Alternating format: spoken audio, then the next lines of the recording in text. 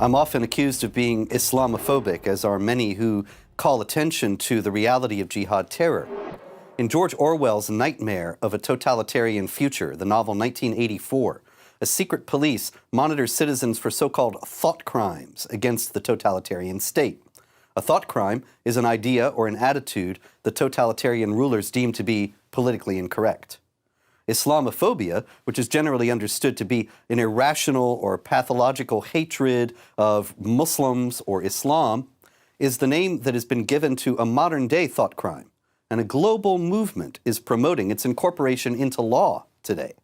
In the term Islamophobia, the purpose of the suffix is to suggest that any fear or phobia associated with Islam, for example, the calls of its prophet or its current-day imams to kill infidels, or the attacks of 9/11 which implemented those calls, is simply irrational.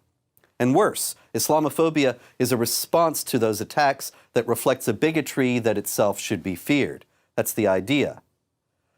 Islam, however, is different from Christianity, Hinduism, Judaism, and most other faiths in that it is a political religion. Muslims recognize no separation between religion and state, and in the canonical texts and teachings of Islam, Islam regards all other religions and non-religions as infidel creeds. Moreover, Islam aspires to establish a global Islamic state, a caliphate, that would impose Islamic law on individuals everywhere and criminalize heretical thoughts. And that's where Islamophobia comes in. Abdurrahman Muhammad is a former member of the International Institute of Islamic Thought. He was present when the word Islamophobia was created, but he now characterizes the whole concept of Islamophobia this way. He says, this loathsome term is nothing more than a thought-terminating cliché conceived in the bowels of Muslim think tanks for the purpose of beating down critics. In short, in its very origins, Islamophobia was a term designed as a weapon to stigmatize and silence anyone who opposed jihad terror. The Organization of Islamic Cooperation, or OIC, which is 56 Muslim governments worldwide and the Palestinian Authority, began a campaign against Islamophobia in 2008.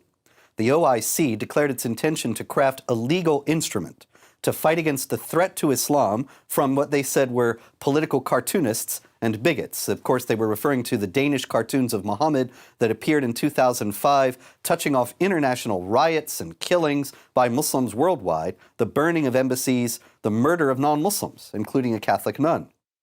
Ekmeladin Ihsanolu, the Secretary General of the OIC at that time, said Muslims are being targeted by a campaign of defamation, denigration, stereotyping, intolerance, and discrimination.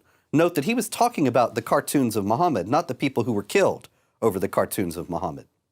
Ihsanolu went on to say, Islamophobia cannot be dealt with only through cultural activities, but through a robust political engagement.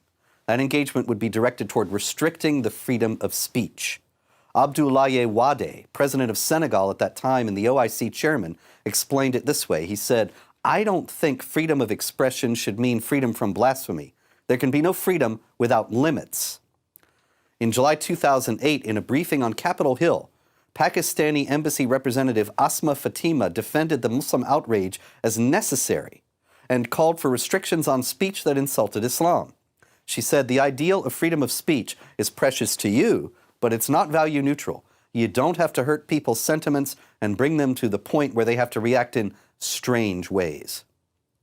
This is the ultimate goal of charges of Islamophobia: to stigmatize, demonize, marginalize, and ultimately criminalize criticism of Islam, such that jihad terror activities can continue unimpeded and unopposed.